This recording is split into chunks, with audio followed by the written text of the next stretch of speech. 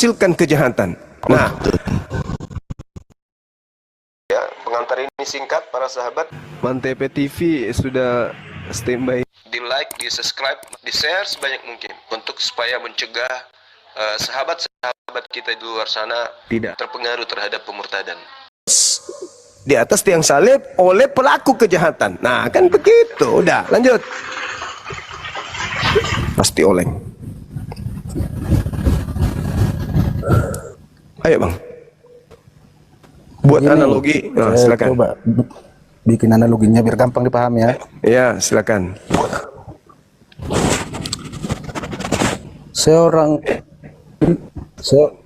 Contohnya gini. Contohnya Bang Juma seorang polisi nangkap seorang penjahat. Nah, lalu Bang Juma ini naik pangkat.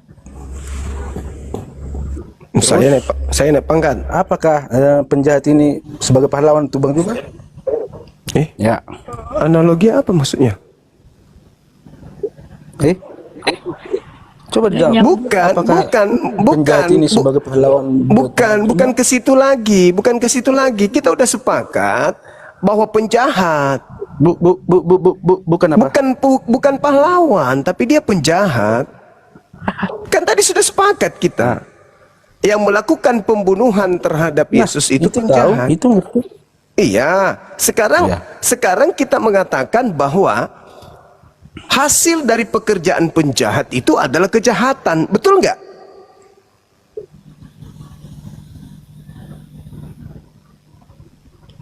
Ya, kejahatan.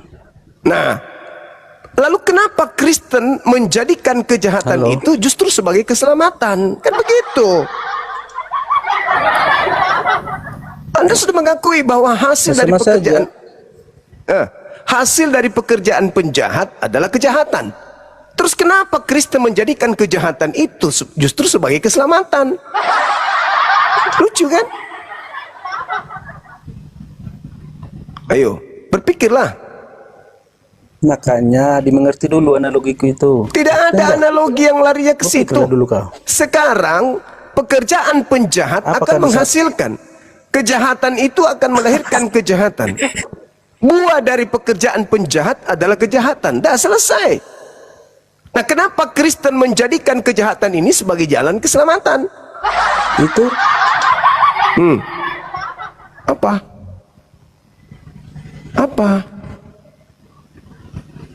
Ayo saudaraku, buka hatimu.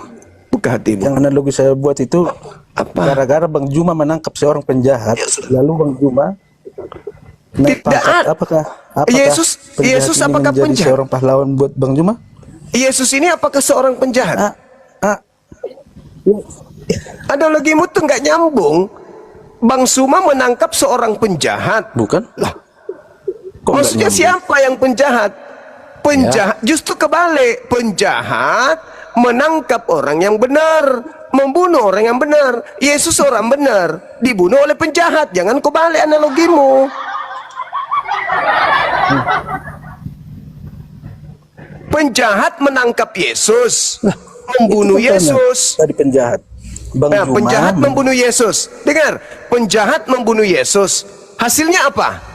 Kebaikan atau kejahatan?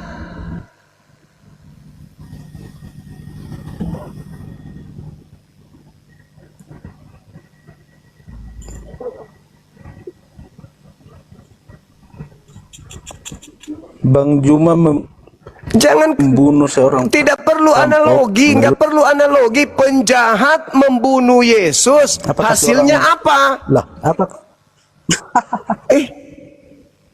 Penjahat membunuh Yesus. Hasilnya apa? Analogi. Nggak usah analogi, jawab aja. Nggak usah. Anda bikin analogi nggak nyambung. Penjahat membunuh Yesus. Hasilnya apa?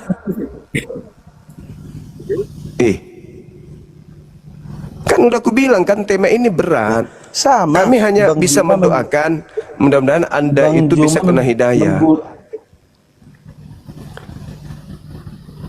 Penjahat membunuh Yesus, hasilnya apa? Saya bikin analogi biar otak Bang Juma itu gampang.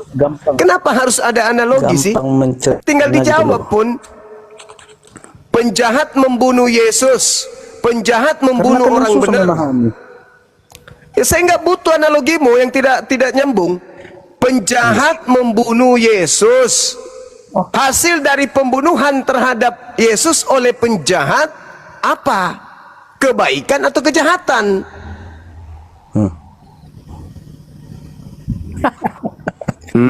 Oleng. Ya kan? Meleleh ginjalnya kan, meleleh ginjal. Makanya pahami analogi.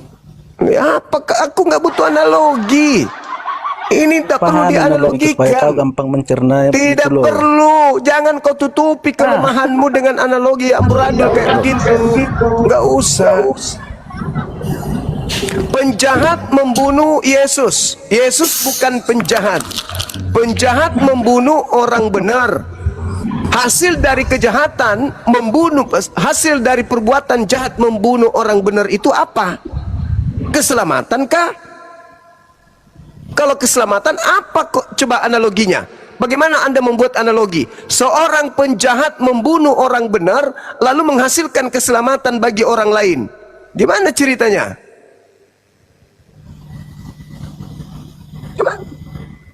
Penjahat kalau hasil kejahatannya Pernahkah itu, dibilang penjahat kalau hasil kejahatannya itu adalah sebuah kebaikan, berarti penjahat ingin menyelamatkan sesamanya jahat, orang jahat.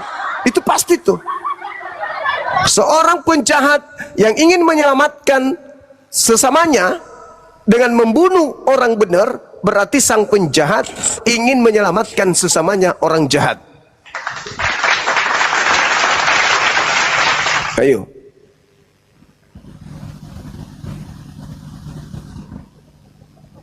Terbongkar otaknya kan, kawan? Iya kan? apakah Robek otak kau kan? penjahat pernah disebut sebagai pahlawan? Nah, makanya orang-orang yang membunuh Yesus itu bukan Ya, boleh. Apakah pahlawan. pernah seorang penjahat Orang-orang yang membunuh Yesus itu bukan pahlawan, tapi penjahat. Nah, sekarang permasalahannya adalah apakah pekerjaan penjahat menghasilkan kebaikan atau menghasilkan kejahatan?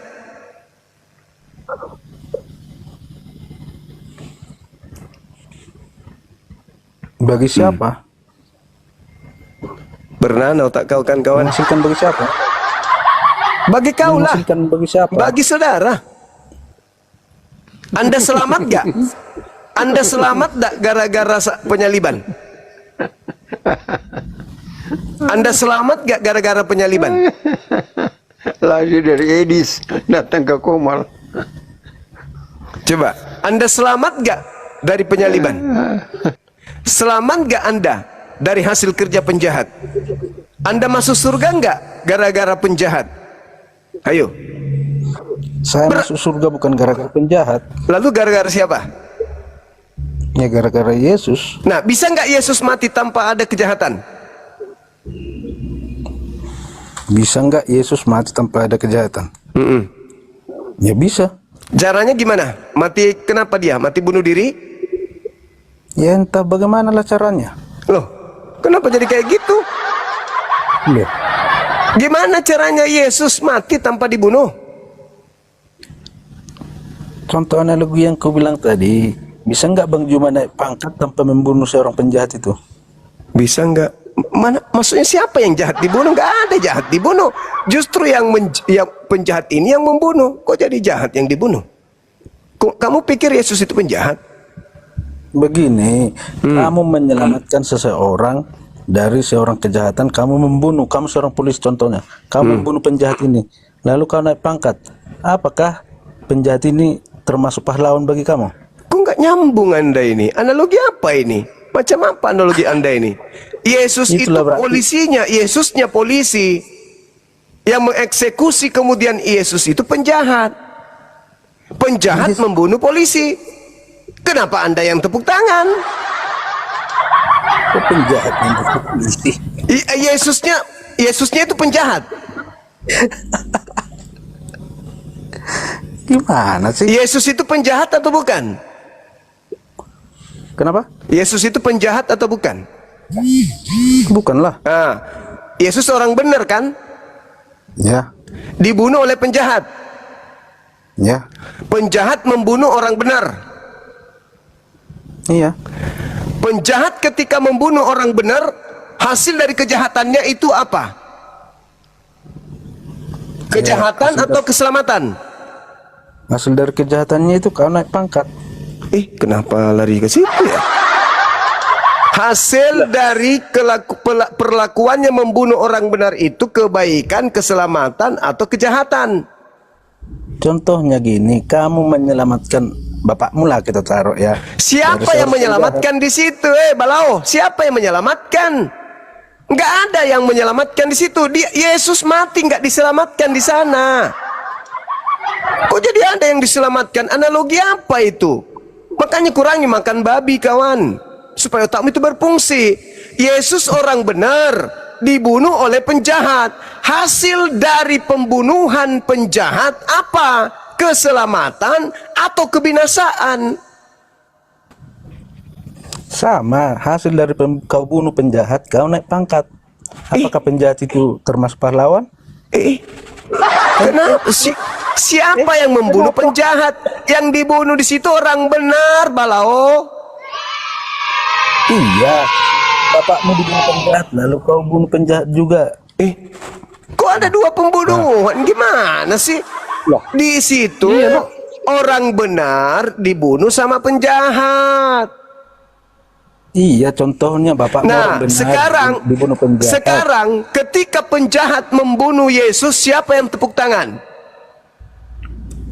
Iblis. Bagus. Jadi yang hari Minggu tepuk tangan itu siapa di gereja? Hari Minggu tepuk tangan di gereja. Ya, siapa itu? Siapa? Nggak tahu? Kau tadi menyebutkan. Lah, itu bukan di gereja yang kusebut tadi. Ya, tapi siapa yang tepuk tangan dari hasil kerja iblis? Ya kau yang tepuk tangan. Nggak ada saya tepuk tangan. Nggak ada. Saya tidak menerima keselamatan dari salib. Yang di gereja itunya tepuk tangan tiap hari Minggu. Kristen kilap. Jadi kau Begitu. Kenapa kamu malu mengakui sesuatu yang kau sudah akui sendiri? Siapa yang tepuk tangan atas berhasilnya iblis membunuh Yesus? Iblis katanya. Selamat. Mari kita bersukacita, Tuhan kita berkorbankan darah demi keselamatan, demi kejayaan kita anak-anak Tuhan. Haleluya, angkat tangan. Mari kita bersukaria, Tuhan kita mati untuk kita demi keselamatan anak-anaknya. Tuhan kita perkasa. Tepuk tangan, Balao. Tertawa, Balao. Tertawalah, Balao. Itu. Sadar nggak kau itu? Sadar nggak? Penjahat membunuh orang benar. Yang tepuk tangan kalian. Pantas nggak kalian disebut anak-anak Tuhan? Pantas nggak? Pantas. Karena Yesus mengatakan, iblislah yang menjadi bapak lo. Satu-satunya kelompok di atas muka bumi ini yang bersukacita dengan damai sejahtera dalam hatinya, riang gembira selalu, disebabkan karena setan berhasil membunuh Tuhannya, hanya saudara. Tertawa di atas penderitaan Tuhan. Ayo saudaraku, gunakan otakmu. Apa iya penjahat bisa menyelamatkan? Ayo. Apa iya penjahat bisa menaikkan pangkatmu? Kenapa jadi pangkat? Lucu ente. Kenapa ada yang naik pangkat di situ? Nggak ada di situ naik pangkat. Nggak ada. Itu analoginya supaya kau gampang mencerna itu otak. Apa? Siapa? Saya di situ sebagai siapa saya? Di tragedi kejadian antara Yesus dengan yang membunuhnya, saya sebagai siapa di situ? Di tragedi pembunuhan Yesus, saya sebagai siapa di sana? Tragedi pembunuhan Yesus. Nah, kamu dudukkan saya siapa di situ? Pembunuhnya atau yang dibunuh? Ya kamu sebagai ini. Apa? Apa? Sebagai apa? Ayo, analogi apa kau bangun itu? Hei, analogi apa kau dudukkan saya di situ? Saya sebagai apa di situ? Kamu yang harus saya dudukkan di situ. Ketika iblisnya jalan ke kiri, kau ngekor dari belakang kiri. Iblis ke kanan, kau ngekor dari belakang kanan. Sambil kau berharap-harap cemas. Ayo bunuh, penggal, hantam lehernya, tampar, tampar, ludahin, tonjok, ya, gantung, tumpah cepat, yas, halilintar. Akhirnya kita menjadi anak-anak Tuhan masuk surga. Dia mati sudah. Kau itu yang ada di situ, bukan saya. Kenapa kau analogikan ke saya, Cak Kangkung? Jadi kau sudah mengakukan bahwa sekitar penyelipan itu bukan pahlawan kan? Iya, pahlawan bagi kau lah, lol.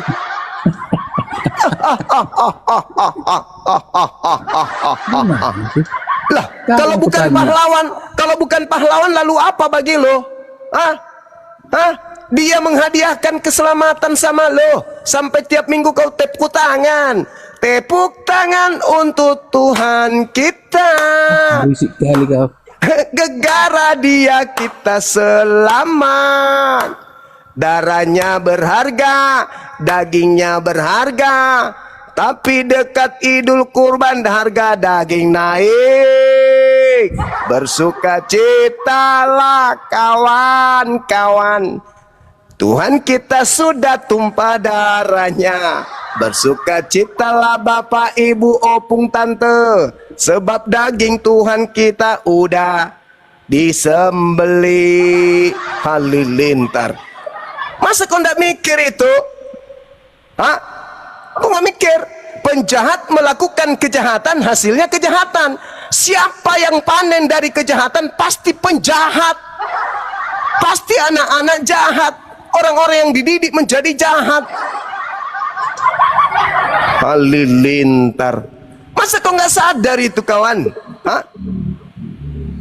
Nggak sadar kau? Sudah. Kau bikin analogi lagi, ku lempar kau panci. Sekitar penyelipan lawan nggak menurut kau? Apa?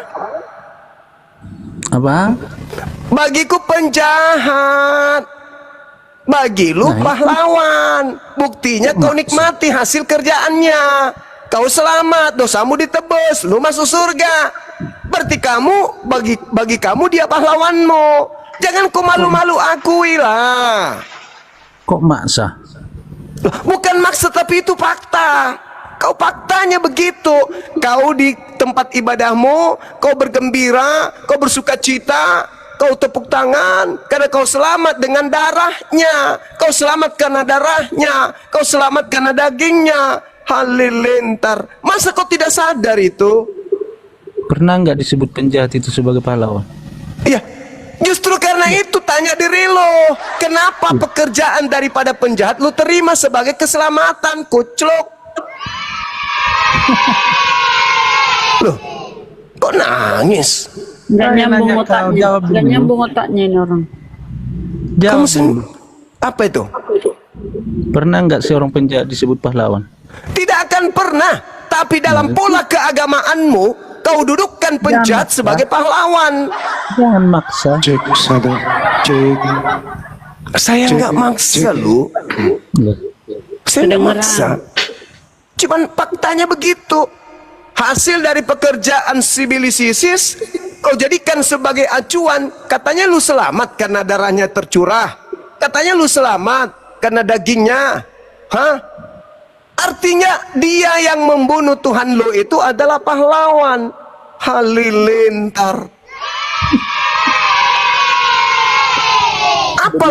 Apalah yang bisa kau nobatkan sama dia yang telah membunuh Tuhan lu? Apa? Kau bilang pahlawan, kau nikmati hasilnya. Kau bilang penjahat, kau nikmati hasilnya. Ah, lu jahat lu. Loh, kok lu bilang gue jahat? Ya iya dong, lu bunuh Tuhan gue. Lu bisa selamat gak tanpa gue bunuh Tuhan lu? Ya juga ya. Terima kasih dong sama gue. Lu bilang gue penjahat tapi lu nikmatin, dasar kampret. Kan itu fakta. Kan itu real. Kalian menjadi anak-anak Tuhan. Kau pewaris surga gara-gara apa? Gara-gara Tuhan lu dibunuh sama penjahat. Halilintar. Apakah ketika kamu tadi naik pangkat, apakah kau... Kenapa jadi saya naik pangkat, weh? Justru lu yang naik pangkat. Ketika majikan lu berhasil membunuh Tuhan lu, kau yang tadinya hamba berubah status menjadi anak Tuhan. Kau yang naik pangkat. Lu tadi yang hamba, seketika Tuhan lu dibunuh sama Etan, lu yang naik pangkat jadi pewaris surga, weh. Wih, setelah polisi menangkap penjahat, Kenapa jadi bawa-bawa polisi? apakah polisinya itu berterima kasih sama penjahat? Kenapa jadinya ikut-ikutan polisi? Nggak ada. Lu aja lu aja lu yang teriak-teriak di bawah di pohon salib tuh. Jangan kau bunuh om, jangan kau bunuh, jangan om, jangan lama, langsung aja. Jawab dulu. Dasar Apakah pelawak. seorang polisi yang naik pangkat setelah menangkap penjahat berterima kasih kepada penjahat? Saudara, Saudara, dia dihukum jawab dulu. neraka. Orang-orang yang membunuh Tuhan lu itu dihukum neraka. Lu yang dulu, lucu. Penjahat melakukan kejahatan, lu yang panen. Kan aneh. Malam Jumat, nampakkanlah Pak Mudrum. Malam. Kau ini selalu eksekutor penyalipan pahlawan. Ya kalau bukan pahlawan lalu apa namanya? Nggak ada Penjahat. namanya. Nggak ada namanya. Penjahat. Apa namanya?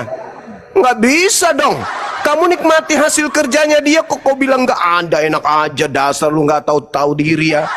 Nggak tahu diri lu. Nggak boleh seperti itu, Jo. Lu kok nggak boleh pula? Kamu itu jangan lupa daratan dong. Enggak. Gini, Sekarang gue tanya sama lu. Jom. Dengar dulu. Penjahat itu hasil pekerjaannya apa? Ya kan hasil penjahat itu ya dosa. Kejahatan atau bukan? Dosa. Kejahatan atau bukan? Kau nanya hasilnya. Iya, hasilnya kejahatan atau bukan? Dosa hasilnya. Dosa. Terus kenapa kau selamat dari dosa? Kenapa dosa yang menyelamatkan kau? Siapa bilang celahnya? Lah, tanpa penjahat kamu nggak selamat, Cak Kangkung. Lu bukan Yahudi. Orang Yahudi bisa selamat kalau mentaati Taurat. Lu bisa selamat karena Tuhan lu dibunuh. Halilintar. Apa? Lu mau ngomong apa? Ayo. Bingung kan? Bingung saudaraku ini. Bingung deh. Bingungnya gini. Bingungnya gimana? Apa ya? Terlalu menyerang gitu. Nggak boleh kayak gitu. Bukan menyerang, saudara. Saya mencoba untuk membuka lemak-lemak yang ada di otakmu yang sudah bertahun-tahun menumpuk di situ. Bagaimana mungkin kejahatan bisa menyelamatkan? Gak mungkin. Apalagi yang dibunuh ini Tuhan. Kan lucu. Kejahatan itu, saudara, hasil dari kejahatan itu adalah kejahatan. Belum pernah ada kejahatan hasilnya kebaikan, belum pernah. Jadi adalah hal yang sifatnya tahayul. Kalau sebuah kejahatan menghasilkan keselamatan bagi orang, tak mungkin. Udah tahu. Tahu udah tahu loh, Jo. Makanya jangan mimpi. Negara mimpi. Lah, kamu selamat gara-gara ada kejahatan yang dilakukan para pembunuh. Kau yang bilang. Faktanya begitu kan? Enggak ada fakta seperti itu. 1 Korintus 15:17, Roma 14 nomor 9, Kisah Para Rasul 2 nomor 36. Jo, Hei, capek kau ngerumus itu. loh, itu fakta, saudara. Itu fakta. Saya mengajak Anda berpikir. Alkitab itu sudah diuji berapa puluh kali. Ya inilah akibatnya kau jadi bingung. Nggak ada bingung. Sekarang saya tanya samamu, pekerjaan setan hasilnya apa? Dosa. Sekarang kenapa dosa itu kau jadikan sebagai jalan keselamatan? Siapa yang bilang? Ah, terus caranya kau selamat gimana? Caranya kau selamat gimana? Bingung. Caranya selamat adalah percaya Yesus mati di atas salib untuk nebus dosa-dosa lo. Mantap. Ah, sekarang Yesus mati akibat penjahat atau bukan? Ah, Yesus itu ah, karena dia jahat, bukan karena mau kemauan sendiri. mulai. Masalah generasi. Hei, kamu baca kitab Markus lo, baca kitab Markus 22. Kau baca kitab Markus lo, nomor 2244. Baca kitab lo, nomor 44 itu apa yang dikatakan di situ? Yesus anak manusia dibunuh, anak manusia dibunuh, anak manusia akan bangkit pada hari ketiga. Dibunuh, bukan dia mati sendiri, tapi dibunuh. Dibunuh, keinginan sendiri kok dibunuh? Di mana dalilnya? Aku mau mati sendiri, mana? Di mana dalilnya? Aku berhak atas kematian. Aku berhak atas hidup. Berarti bukan dia yang dibunuh. Berarti bukan dia yang dibunuh. Karena dia mengatakan di situ, anak manusia akan diserahkan kepada manusia. Mereka akan membunuh dia. Mereka akan membunuh dia dan dia akan bangkit pada hari ketiga. Ayo. Ya, mana ada? Dibunuh. Dibunuh. Atas kemauan sendiri. Di mana? Kalau kemauan sendiri tidak dibunuh, Cak Kangkung. Kalau kemauan sendiri itu bunuh diri. Halilintar. Mana ada? Lucu orang ini. Lucu. Yesus dibunuh kok dibilang bunuh diri. Lah, kalau kemauan sendiri berarti bunuh diri, Cak Kangkung. Gimana orang ini? Gimana orang ini? Teman-teman, asap parang lo, tebas leherku. Itu baru bunuh diri. Itu baru bunuh diri. Di mana Yesus minta disalib? Gak usah keras-keras, gak usah kasar. Iya, suaramu kecil. Mana ada kasar? Mana ada saya kasar? Iya, mana ada kasar? Maksudnya gini loh, bahasa. Mana aja? Gak usah. Tidak ada gunanya loh, Cuk. Ya memang bagi lo, tapi berguna bagi umat Islam. Teman-teman di bawah berguna nggak? Bagi kalian? Berguna nggak? Berguna banget. Alah, kamu malu kawan, kamu malu karena kamu keciduk menerima hadiah dari Sibilis Isis.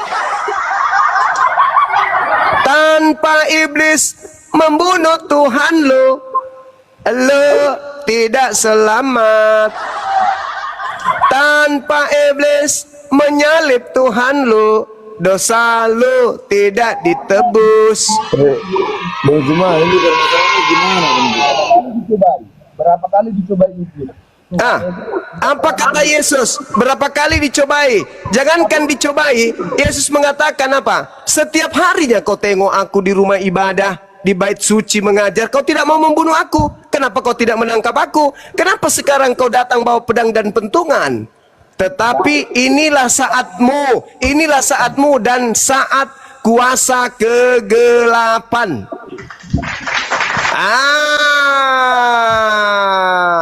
Itu dalilnya. Itu dalilnya. Inilah saatmu, tetapi inilah saatmu dan kuasa kegelapan. Ayo. Jadi penyaliban itu adalah kuasa kegelapan. Halilintar. Yesus yang mengatakan. Kau baca sekarang dalilnya. Baca Lukas 22, Lukas 22 nomor 53. Lu baca sekarang, baca. Ayo kawanku, ayo saudaraku. Muka lu itu muka orang Islam loh. Muka lu itu muka orang Muslim. Kok bisa kau itu menerima hadiah dari Sibilis Isis? Mukamu itu cocoknya di masjid, sujud, ibadah kepada pencipta langit dan bumi. Mukanya. Tapi otakmu itu yang masih sakit, bro. Berkata kasar kayak gini. Otakmu yang sakit, saudaraku. Cobalah kau baca. Kau baca Lukas 22 nomor 53. Apa kata Yesus di sana? Ayo. Baca. Padahal tiap-tiap hari aku ada di tengah-tengah kalian di bait suci Elohim. Tetapi kamu tidak menangkap aku. Tetapi inilah saat kamu dan inilah kuasa kegelapan. Kalimat itu. Lah itu Bibelmu, karena Bibelmu adalah musuhmu. Ya, coba kau baca. Kenapa kamu gak baca? Lukas 22, Yesus mengatakan orang-orang yang ingin menyalib Yesus adalah kuasa kegelapan. Yesus. Saudaraku, aku menyayangimu kawan. Aku sayang samamu. Sayangnya kamu gak mau pakai data dalam Bibelmu. Lukas 22 nomor 52, nomor 53. Baca dong. Sebenarnya udah dibaca loh. Iya, apa yang kamu temukan di situ, saudara? Kalau Juma yang berbicara, tidak ada lagi dipercaya. Iya, meskipun Bibel yang mengatakan itu. Selagi masih Juma berbicara, sampai kapanpun tidak ada kebenaran. Karena kita beda akidah. Iblis juga mengatakan begitu. Meskipun Tuhan yang berbicara, iblis tidak akan pernah percaya. Iblis perintahkan Adam, tapi iblis tidak mau kemudian. Iblis itu begitu, tegar tengkuk. Yang saya baca Bibel, nih, tanpa saya kurangi, tanpa saya tambah.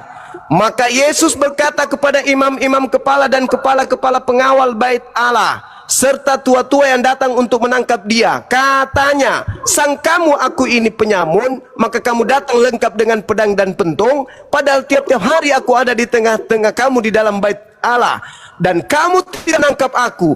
Tetapi inilah saat kamu dan inilah kuasa kegelapan itu.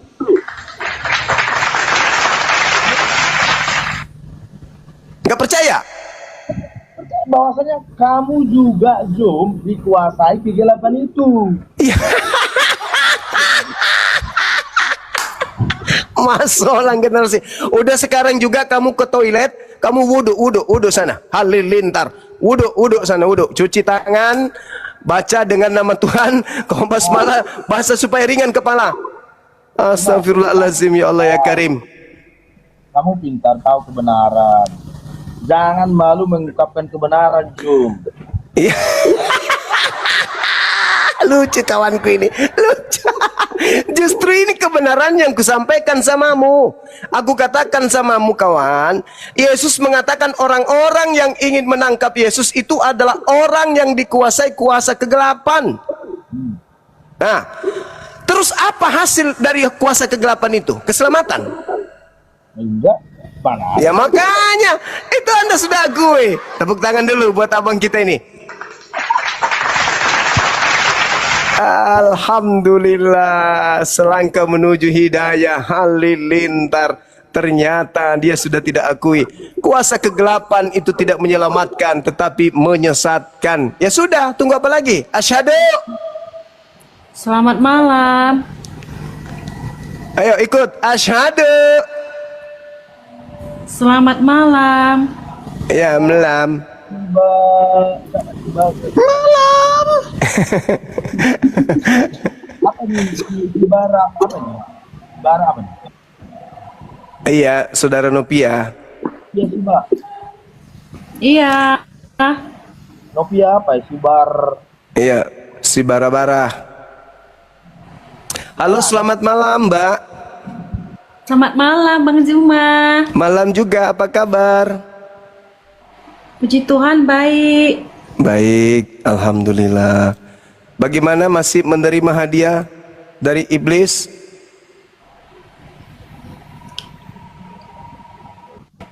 Berarti Bang Juma, berarti benar dong ada penyalipan Yesus. Ada penyaliban, betul. Penyaliban itu ada. Benar. Berarti Yesus tersalib dong. Kalau di Bible iya. Di Bible iya. Emangnya Iya. di Al-Quran gimana Bang? Kalau Nabi Isa nggak tersalib. Cuman ada cumannya di Bible itu. Kenapa beda ya Bang? Di Bible itu ada Yesus yang selamat, ada Yesus yang disalib.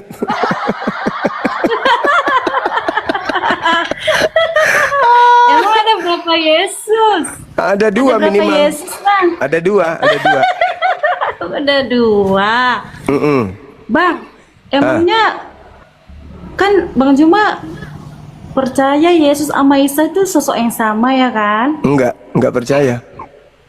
Oh, berarti beda-beda. Kemarin saya tanya, katanya sama. Ini beda. Tergantung situasi. Iya, sama seperti Yesus Tuhanmu itu kadang Tuhan, kadang manusia. Iya kan? Kemarin aku udah pernah nanya loh sama Bang Juma, katanya Yesus sama Isa sama. Aku tanya ini beda mana nih yang bener Bang Juma? Ya sama, Yesus juga kadang Tuhan, kadang manusia kan? Ini loh Bang Juma.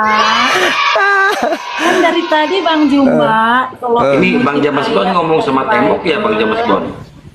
Gak apa-apa, dia lagi perbaiki hatinya beliau Bang. Gak usah diurusin dia.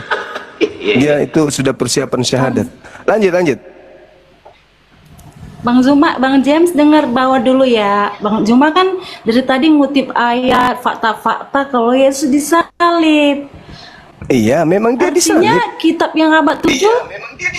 Berarti kitab yang abad 7 gimana tuh bilang nggak disalib? Lah, abad ke-7 mengatakan ada yang disalib. Di kitabmu juga mengatakan ada yang disalib. Ada juga yang mengatakan di kitabmu tidak disalib. Gitu dong. Jadi Al-Quran mengatakan ada yang tidak disalib, ada yang disalib. Bible mengatakan ada yang disalib, ada yang tidak disalib. Kan begitu. Mana Mau bukti? ayatnya dalam Bible kalau Yesus nggak disalib? Lihat di dalam Lukas 22. Buka Bible sekarang. Nomor 69.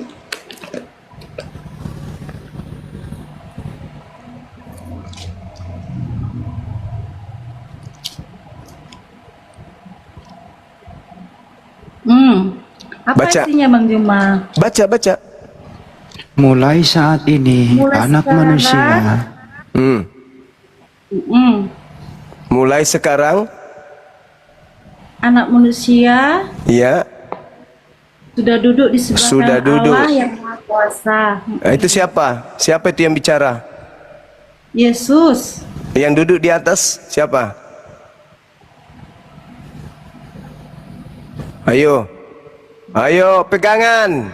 Ayat 23 mana? Pasal 23 nggak dibaca lagi. Kok pasal 23 mana ada pasal 23? Tunggu dulu, ini pengakuan yang Anda katakan Yesus. Sekarang yang dimaksud sudah duduk sekarang ini siapa? Yang sudah duduk di surga siapa? Itu si Barani lanjutan, dojo. Ayo. Yang berbicara itu Iya, katanya lanjutkan Yesus. ayat yang ke-70, 71. Ya silakan. Ya. Malah di situ Yesus mengatakan apa? Kamu sendiri yang mengatakan. Kamu yang mengatakan, bukan aku, kamu. Kan ditanya sama dia, sama orang-orang itu.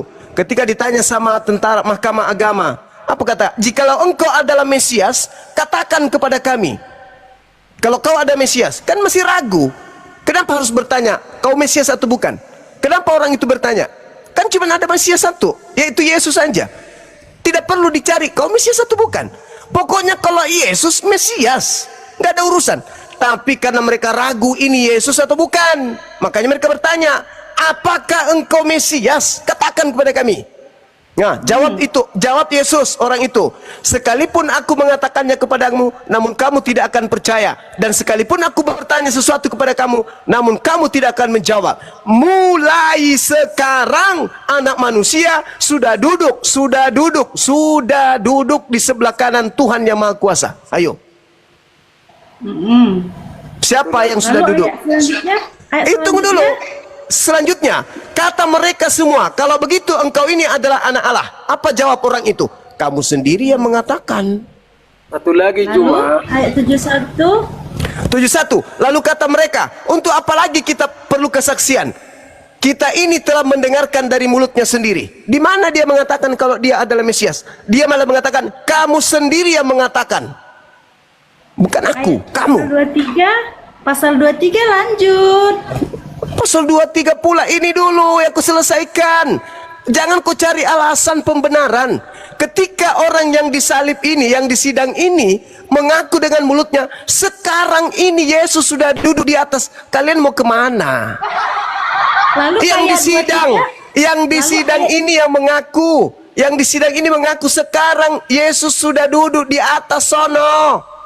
Artinya apa itu? Kalau dia mengatakan, kan orang ini bertanya, apakah engkau Mesias? Apa kata dia? Yesus sudah duduk di sana di atas. Sudah duduk. Udah duduk di atas sana sudah. Nun dalam bahasa Yunani. Nun itu sekarang. Dengarkan dulu saya Juma Toa. Emosi dia. Penyembah setan ini emosi. Bukan penyembah setan, dengarkan dulu botol. Yesus yang Sekarang, asli sudah di atas. Kata Yesus palsu tadi. Sampai sekarang orang Yahudi nggak percaya Mesias itu udah lahir. Jangan pikir Bukan urusanku itu, bukan urusanku. bukan urusan. Sekarang yang diurus ini yang disalib, Pelihara tuyul. kau. Yang disalib ini yang diurus bukan Yahudi. Kata orang yang disidang itu pokoknya, sekarang juga Yesus sudah duduk di atas. Ini yang disidang yang berkata, kau nggak percaya, tuyul. Otak kau di mana?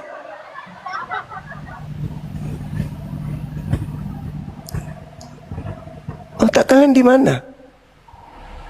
Yang disalib nih, yang disalib dikatakan, apakah engkau Yesus? Apakah engkau Mesias? Apa jawabnya? Sekarang juga anak manusia sudah duduk di sebelah kanan. Berarti apa itu dengan kata lain? Bukan aku. Anak manusia siapa di situ, Bang Juma? Anak manusia itu kamu pikir Yudas anak kucing? Iya, situ merujuk pada siapa? Anak manusia itu merujuk kepada Yesus. Oh, Yesus. Ya, berarti anak manusia sudah di mana menurut orang ini? Udah di mana? Coba tunjukkan ayatnya kalau ada anak manusia. Jangan yang kau dikatakan, kemana-mana, selesaikan "Aku dulu anak kebingunganmu manusia di yang sini. Kebingunganmu di sini. Kebingunganmu di sini kau selesaikan. Siapa anak manusia yang sudah ada di surga? Lalu ketika Yesus berbicara Jangan di kau ayat yang lalu. ke-70, Ku tanya dulu, menurut yang disidang ini di pengadilan Mahkamah Agama, anak manusia yang sudah duduk di sebelah kanan Bapa itu siapa? iya, itu kan perkataan Yesus sebelum dia akan siap. disalib. Yang kutanya bukan itu. Yang kutanya anak manusia yang sekarang sudah duduk di sebelah kanan Elohim itu siapa? Iya, apakah di situ anak manusia itu udah terangkat ke surga? Tanya, baca itu Bibelmu. Sekarang juga dia sudah duduk. Ingat ya, ingat. Jangan kau palingkan dirimu dari data Bibelmu sendiri. Kau lihat di data sebelumnya. Malaikat datang kemudian ngapain? Ngapain malaikat datang? Memberi kekuatan untuk apa? Kau baca data, mundur lagi. Mundur kau di data nomor 43 dan 44. Apa tujuannya malaikat datang ke dia? Maka seorang malaikat dari langit menampakkan dirinya untuk memberi kekuatan kepadanya. Dia sangat ketakutan dan makin bersungguh-sungguh berdoa. Peluhnya menjadi seperti titik-titik darah yang menetes ke tanah. Ini malaikat tujuannya datang menemui Yesus di situ pada saat dia ketakutan. Buat apa? Buat apa dia datang malaikat ini?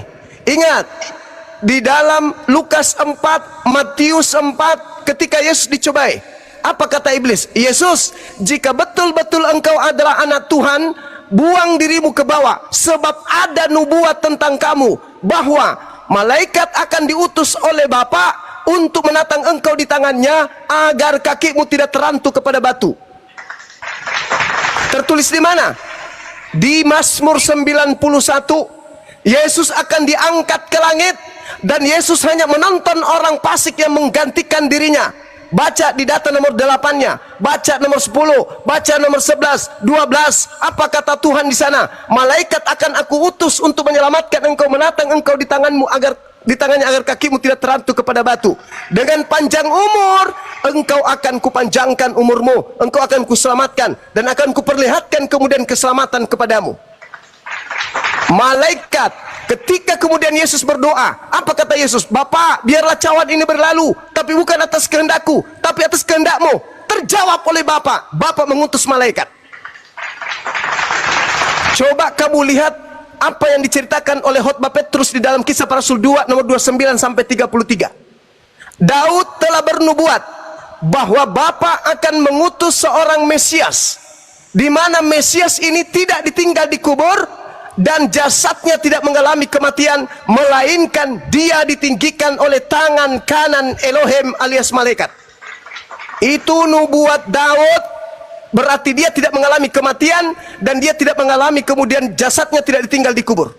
Hayo, percaya enggak kalian itu? 23 ayat 46. Jangan kemana-mana dulu. Jangan kau hantam dalil Yesus dengan dalil yang lain. Ini jelas-jelas Yesus sendiri yang mengatakan.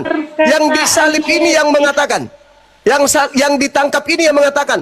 Mulai sekarang Yesus sudah duduk. Artinya yang kau tangkap ini bukan aku, bukan Yesus. Coba ya. Ketika Yesus mengajar, Lukas 21, Anda mundur. 23 ayat 46. Jangan ke situ dulu. Mundur dulu. Di Lukas 21. Apa kata Yesus? Dengar dulu. Dengar. Lukas 21, dengarkan. Nomor 8, apa kata Yesus? Waspadalah kepada penyesat yang datang kepadamu dengan memakai namaku dan berkata, akulah dia. Penyesat berkata, akulah dia.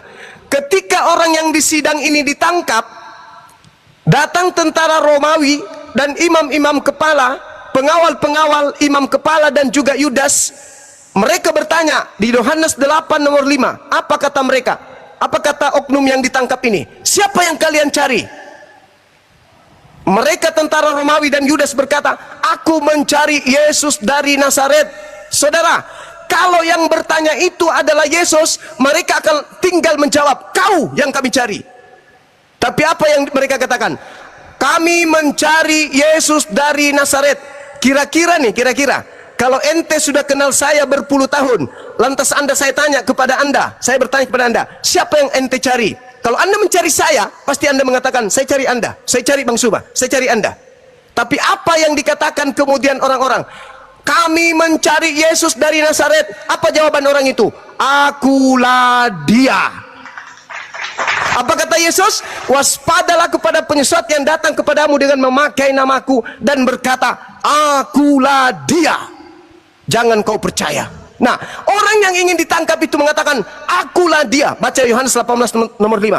Apa yang terjadi? Setelah mereka mendengarkan orang itu mengaku, akulah dia, mereka mundur dan berjatuhan ke tanah. Ada apa? Ada apa? Kenapa bisa berjatuhan hanya gara-gara mengatakan akulah dia? Lantas orang itu mengulang, siapa yang kalian cari? Yesus dari Nazaret. Diulangnya lagi, akulah dia. Diulang 2 kali. Ditangkap. Ingat, waspadalah kepada penyesat yang datang kepadamu dengan memakai namaku dan berkata apa? Akulah dia. Ditangkap orang yang mengaku akulah dia itu. Siapa menurut Yesus orang ini? Penyesat. Itulah yang disalib. Makanya Yesus di dalam Yohanes nih, dengarkan. Yohanes 12 nomor 31. Apa kata Yesus? Sekarang berlangsung penghakiman atas dunia ini. Sekarang juga penguasa dunia ini yaitu iblis akan dilemparkan keluar. Sekarang loh, bukan abad ke-7. Bukan abad ke-7. Kenapa? Kapan saya ngomongnya? Kenapa kamu Sabar dulu, saya selesaikan dulu. lompat sana, lompat sini? Saya selesaikan dulu. Saya ingin membuktikan bahwa yang kalian sembah, sabar. Aduh, Saya ingin membuktikan bahwa yang kalian sembah itu bukan Yesus asli, tapi palsu. Dengar.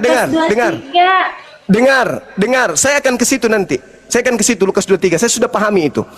Yesus berkata di dalam Yohanes 12:31. Dulu baca. Sekarang juga, sekarang berlangsung penghakiman atas dunia ini. Sekarang juga penguasa dunia ini dilemparkan keluar. Sekarang itu kapan? Zaman Yesus atau zaman kemudian Nabi Muhammad abad ke-7, penyesat itu? Sekarang itu kapan? Abad pertama atau abad ke-7?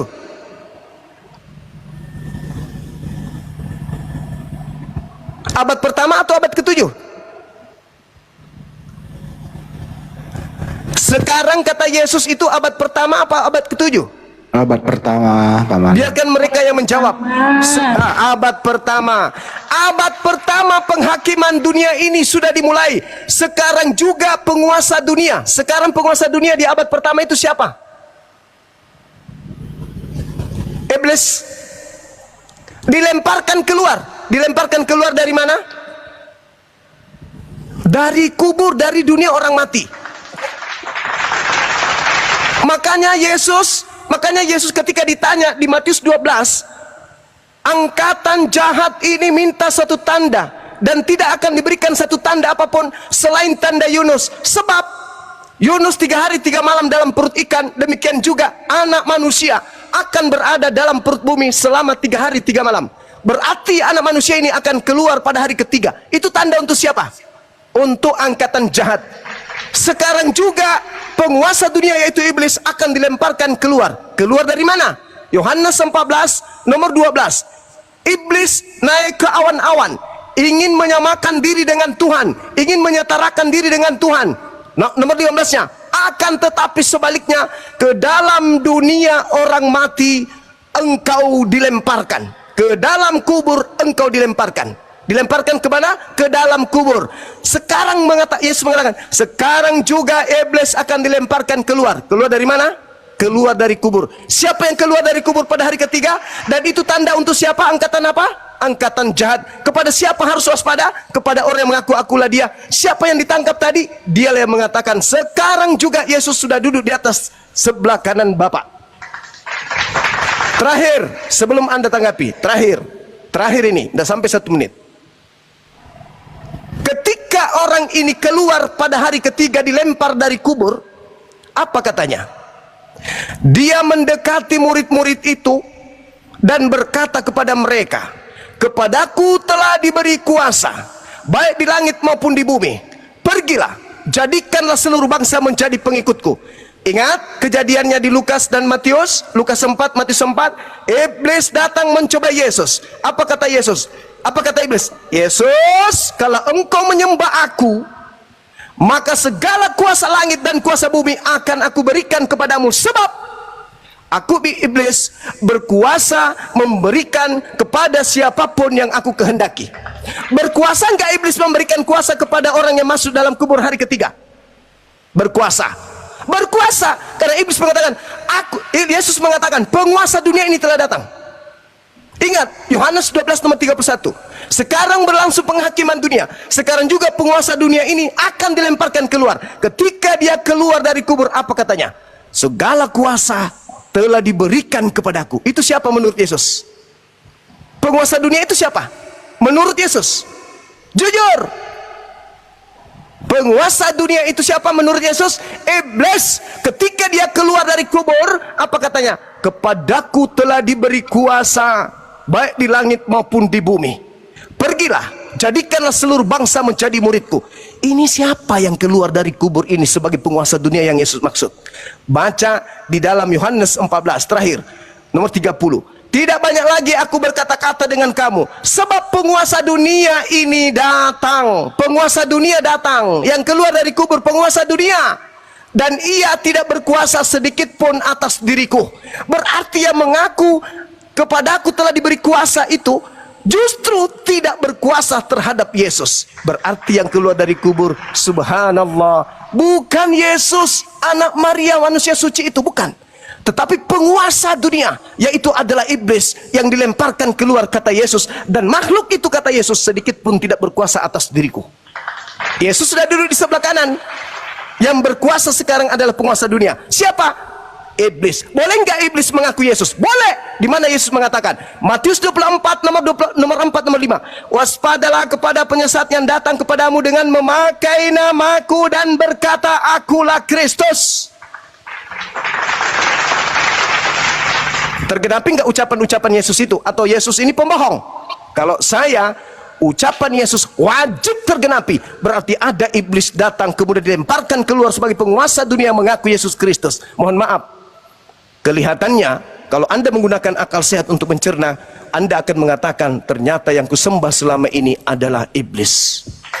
Sekian dari saya masak dulu, mau minum kopi, lanjut yang lain. Iya, Zuma terciduk mengutip perkataan Yesus yang satu untuk membenarkan statementnya dan membenturkan perkataan Yesus yang lain, seolah-olah di situ ada dua Yesus. Dia juga terciduk bahwa mengatakan Yesus itu dan Isa sama di lain waktu yang lagi dia mengatakan Isa dan Yesus tidak sama.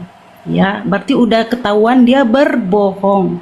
Nah, di sini pun dia mengutip-ngutip ayat demi ayat yang Yesus ucapkan seolah-olah Yesus ada dua. Tetapi dia tidak tahu bahwa dia menggigit lidahnya sendiri. Di dalam Lukas 23 ayat 46 yang dia tidak mau baca, Yesus di sini tertulis, Yesus berseru dengan suara nyaring, "Ya Bapa, ke dalam tanganmu kuserahkan nyawaku." Di sini jelas perkataan Yesus mengatakan, "Ya Bapa, ke dalam tanganmu kuserahkan nyawaku." Artinya Yesus memang benar-benar mati.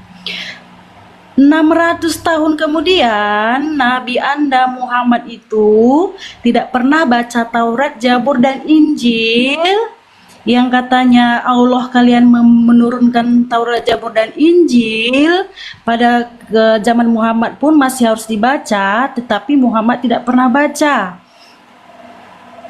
Ada kemungkinan bahwa di sini ada kesalahan sejarah. Artinya semua ayat yang Anda kutip, walaupun Anda simpang siurkan, Anda selewengkan, Anda putar balikkan, bahwa Anda sendiri mengakui bahwa semua ayat-ayat itu menyatakan Yesus tersalibkan. Bukti sejarahnya ada, kronologinya jelas, saksi mata ada bahwa Yesus benar-benar disalibkan. 600 tahun kemudian yang katanya seorang yang buta huruf, maaf ya, mengatakan Yesus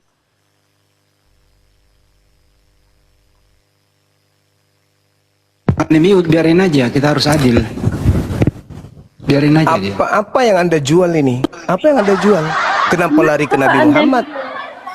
Enggak, jangan lari ke Nabi Muhammad. Jangan lari ke Nabi Muhammad karena kejahatan itu dimulai di abad pertama.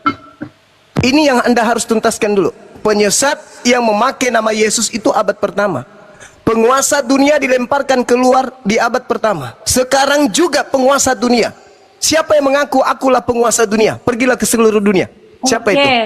Berikan Siapa saksi itu? mata, Isa diserupakan. Silakan. Markus 16 nomor 12. Dari Al-Quran. Markus 16:12 yang menjawab itu. Apa kata Markus? Dengarkan. Dengarkan. Kebenaran Al-Quran ada di kitab saudara sendiri yang menyatakan. Markus menulis, Markus 16:12. Lalu kamu percaya perkataan Markus? Kamu nggak saya percaya kepada Quran. Saya percaya kepada Quran Nabi Isa diserupakan. Dan Markus mengatakan itu. Apa kata Markus? Diam dulu. Diam. Markus mengatakan apa? Kamu kan dari tadi. Gantian, Mbak. Gantian lah, Mbak. Markus mengatakan apa? Dari tadi. Tapi kamu bohong. Kamu hanya menipu di sini. Kau tidak mengajarkan kebenaran. Markus 16. Diam. Markus 16. Jangan pakai Bible, Pak. Markus 16 nomor 12. Anda turun kalau Anda keras kepala. Saya tidak Pakai suka orang bodoh yang Al-Quranmu, sombong. jangan- Saya tidak suka orang sombong. Al-Quran saya mengatakan diserupakan bagi mereka. Diserupakan bagi mereka. Al-Quran saya uji. Apakah betul diserupakan bagi mereka? Dijawab oleh Markus 16 nomor 12. Lalu Yesus menampakkan diri kepada kedua muridnya dalam rupa yang lain. Terjawab kan? Tunggu lo, Jom. Markus 16. Nomor 12. Markus 16 ayat 12. Wuduk dulu dong, wuduk dulu, wuduk. Baca. Lalu Yesus menampakkan diri kepada kedua orang muridnya dalam rupa apa? Dalam rupa lain. Sudah bukan Yesus yang nampak. Makanya Markus mencatat ini kok bukan Yesus, rupa lain, tapi dipaksa dikira Yesus. dengar dulu. Yang menceritakan tentang Yesus yang menampakkan diri kepada dua orang muridnya dalam rupa atau penampilan yang berbeda. Udah? Dalam rupa kok penampilan ular tua. Nah. Dalam rupa yang berbeda. Iya. Dari mana Markus tahu kalau itu Yesus? Dengar belum siap. Halilintar.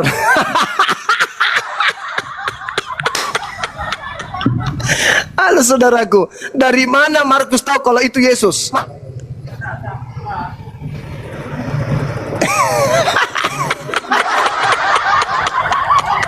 Wuduk dulu, wuduk. Mukamu itu saudara, muka orang muslim loh. Gak ada muka Kristennya sedikit pun. Muka seorang muslim. Cocoknya baca Quran antum itu, bukan baca Bible. Mukamu itu bercahaya kali kayak orang muslim. Nggak nyambung. Enggak, saya melihat kenyataannya begitu. Mau kayak mana? Justru gini loh, Jo. Sesuai dengan perkataan-perkataan. Pahlawan, iblis. Bukan. Kenapa? Sesuai dengan perkataan-perkataanmu. Siap. Kamu ngerti kebenaran. Kamu ngerti kebenaran. Aku kenapa? Kamu mengerti kebenaran. Iya makanya aku bantu kamu untuk mengetahui kebenaran itu.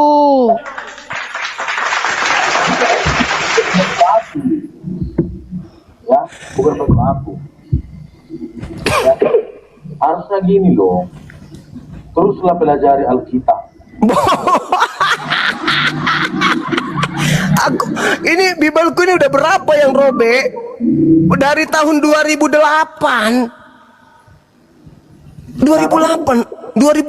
kawan. Saya berani diuji dengan pendeta, berani saya. Kalau pengetahuan tentang Bibel. Kalau dari mulut bukit itu, cuma aku nggak percaya, Jo. Loh, saya berdebat sudah lama, saudaraku. Setiap saya dialog dengan pendeta, apa kata pendeta? Itu tertulis di mana, Bang? Di mana, Bang? Bab berapa, Bang? Nomor berapa? Bayangkan, seorang pendeta Leon, namanya Leon Yehuda, kalau nggak salah Leon Yehuda namanya. Dengan sombongnya dia mengatakan bahwa Matius 24 nomor 27 sampai nomor 30 itu nggak ada. Dia pikir saya ngarang. Kak, saya ini sekolah sampai S2 saya belajar. Kau ngajarin saya. Tidak ada itu di Matius 24. Nggak ada. Sekalinya dibuka, malu dia langsung hilang, kabur. Itulah Bang.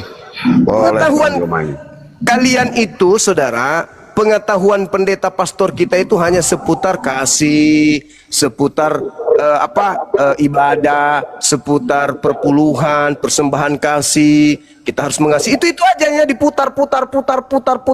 Mereka tidak pernah melakukan pendalaman Bible terhadap jemaat, nggak pernah. Kalau tidak ada pendalaman Bible, bakal ada umat Kristen. Saudaraku, orang menjadi Kristen itu bukan karena paham Bible. Bukan. Tapi karena doktrin dan dogma saja. Sama itu doktrin juga Islam itu. Tidak ada yang memahami Bible sampai mereka itu masih bertahan. Kalau mereka belajar Bible dengan menggunakan akal, mereka akan ragu, keluar malah. Kalau tidak ada yang memahami,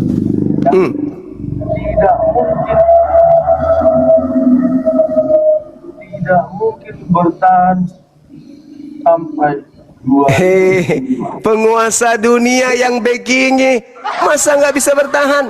Tuhan mengatakan di dalam Keluaran 3, Kejadian 3 nomor 15, keturunanmu dan keturunannya akan bermusuhan. Selama masih ada dunia, keturunan, pengikut keturunan setan akan tetap ada. Itu siapa setannya? siapa setannya? Siapa yang Yesus katakan penguasa dunia dilemparkan keluar? Itu siapa? Ayo. Itulah si palsu itu. Nah, itulah si iblis itu kan? Ya. Nah, terus yang keluar mengatakan kepadaku telah diberi kuasa itu siapa? Kuasa dunia. Berkatakan Ayolah bangku, ayo gunakan akal sehat bang. Penguasa dunia itu iblis yang keluar, dilemparkan keluar mengaku kepadaku telah diberi kuasa. Ya itulah dia, iblis. Yesus sudah memberikan sinyal, waspadalah. Coba bangun, jangan kau tidur, berdoalah supaya kau jangan jatuh pada pencobaan. Itu Yesus sampai bangunkan muridnya 2 kali loh. Kenapa? Karena kata Yesus Matius 24, Mesias palsu dan nabi-nabi palsu akan datang melakukan tanda yang mukjizat dan juga tanda dahsyat sekiranya mungkin menyesatkan orang-orang pilihan. Jadi kalau Anda jatuh cinta, terkesima dengan mujizat-mujizat yang ada di situ, justru itulah yang dipakai menyesatkan. Kok nggak ada bang? Yesus mengatakan, dengarkan, kita ini kan orang belakangan, yang ada di zaman Yesus adalah Yahudi, kan begitu? Tapi kami tidak ada terkesima. Orang-orang yang datang seperti yang menyerupai tadi tidak ada terkesima. Dari mana kau bisa buktikan kami terkesima? Keluar dari kubur yang kalian kemudian jagokan kan selama ini, Tuhan kami mengalahkan maut, keluar dari kubur, apa itu? Tuhan kok keluar dari kubur bang? Kalau Tuhan itu tidak seperti itu rendahnya. Tuhan itu yang menciptakan alam semesta. Kok kamu kagum kepada makhluk yang keluar dari kubur jadi Tuhan? Hah? Tuhan itu serendah itu. Dari mana kau tahu? Tuhan itu kok keluar dari kubur? Tuhan itu maha suci, maha tinggi, maha kuasa, kok keluar dari kubur abang? Dari mana kau tahu Tuhan itu? Yesaya 5 nomor 16. Baca. Tuhan yang maha adil itu ternyata maha tinggi lagi maha suci. Dalam bahasa Arab subhanahu wa ta'ala. Ada ditulis itu keluar dari kubur. Yang disebut maha suci bang, dia tidak terjamah dengan sesuatu yang najis, tidak memiliki kemudian kelemahan. Coba Yesaya 32 nomor 39. Akulah Tuhan yang maha menghidupkan dan maha mematikan. Ya, betul. Nah, kalau maha menghidupkan, maha mematikan maksudnya apa itu? Ya, Bisa mati? Bisa mati? Bisa lah. Iya, bukan maha hidup itu namanya. Dengar, bisa mati tapi hidup kembali. Ya. Aduh. Tuhan mati hidup kembali. Itu bukan Tuhan paman. Halilintar. Itu makhluk. Itu sifat makhluk. Kalau ada mati hidup kembali, itu sifat makhluk. Cuma bahwasanya Tuhan itu tidak serupa dengan manusia, rupanya tidak serupa. Yang namanya Tuhan itu laisa kamitslihi syai', 2 Samuel 7:22, tidak serupa dengan makhluk. Samuel 22. Ya. 2 Samuel 7:22. Samuel 7:22. 2 Samuel 7:22. Kalau nggak ada nanti gimana? Udah wudu, ayo wudu, salat subuh kita. Samuel 7. Awal tahun kita Ramadan ya. 2 Samuel 7:22. Bang Joma, Iya kawan. mohon pencerahannya buat saya. Sabar dulu.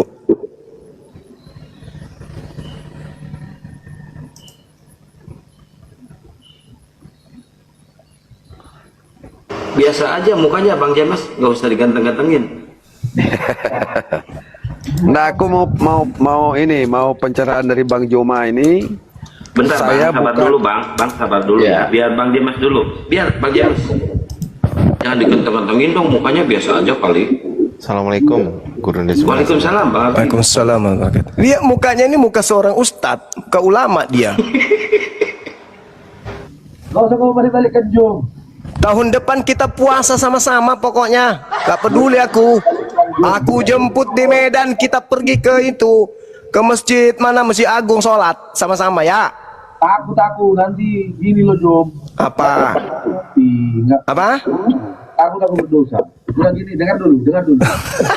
Cakep berdosa. Baca 2 Samuel 7:22 baca. Ya, 2 Samuel 7 ayat 22. Ya. Berisi doa Daud yang menyatakan kebesaran dan keunikan Allah. Nah, Sebab itu engkau besar, Allahu Akbar. ya Tuhan Allah, sebab tidak ada yang sama seperti engkau, Laisa kamitslihi syai'. dan tidak ada Allah selain engkau La ilaha illa huwa. yang kamu tangkap dengan telinga kami. Laisa kamitslihi syai' fid dunya wal akhirah. Nah, Ayat ini ada nggak yang sama sama dia? ya enggak ada yang sama. Ya nggak ada. Yesus ada nggak yang sama Yesus? Ada. Di dalam kitab Yeremia 10 nomor 6, tidak ada yang sama seperti engkau ya Tuhan. Engkau maha besar, namamu besar dan keperkasaanmu. Tidak ada yang sama seperti engkau. Laisa kamitslihi syai'. Berarti Tuhan pencipta langit dan bumi, bukan Yesus, sebab Yesus gantengnya sama seperti Bang Suma. Udah. Asyhadu alla ilaha illallah. Bercanda Bang, bercanda. Lanjut. Jadi kan tidak ada yang sama dengan Tuhan. Ya. Jadi, menurut gambaran yang dikatakan Tuhan, bahwasannya sesuai dengan dia kita diciptakan, bukan Sesuai dengan rupa Tuhan kita dicipta. iya. Saya jelaskan. Di Kejadian 1 nomor 26, iya kan? Manusia diciptakan serupa dengan gambar dan rupa seperti rupa dan gambar Tuhan. Baiklah, kami menciptakan manusia seturut rupa dan gambar kami. Sekarang saya bilang gini abangku, saya seorang arsitek, tentu memiliki sketsa gambar gedung. Baiklah, kita membangun gereja seperti seturut rupa dan gambarku. Apakah gereja itu mirip saya? Atau saya memiliki rancangan yang gereja punya rancangan sebelum membangun gereja? Baiklah, kita membangun gereja seturut rupa dan gambarku. Maksudnya apa itu Bang? Gerejanya mirip aku atau aku punya gambar yang sudah saya bentuk yang kemudian ingin kubuat sesuai dengan gambarnya? Iya. Nah itu yang betul. Cuman lembaga Bible Indonesia membalikkan terjemahan itu. Di sana di situ basel menu paketenu, apa artinya? Serupa dengan kami, segambar dengan gambar kami.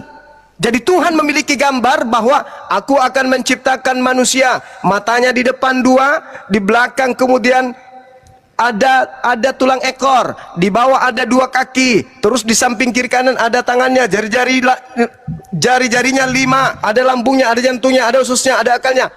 itu yang aku akan ciptakan. Maka setelah dia sudah gambarkan sketsa itu, rancangan itu, begitu dia mau ciptakan, diciptakan seturut dengan gambar yang dibuatnya. Bukan berarti Tuhan serupa dengan manusia. Itu kesalahan yang dilakukan oleh Kristen karena menyamakan Tuhan dengan makhluk. Siapa yang bilang? Lah, tadi abang mengatakan Tuhan itu sama seperti kita. Kalau Tuhan sama seperti kita, bang, berarti Tuhan punya kelemahan. Untuk melihat di belakang harus nengok dulu. Digambarkan segambar. Iya, bukan. Kita nggak segambar Tuhan.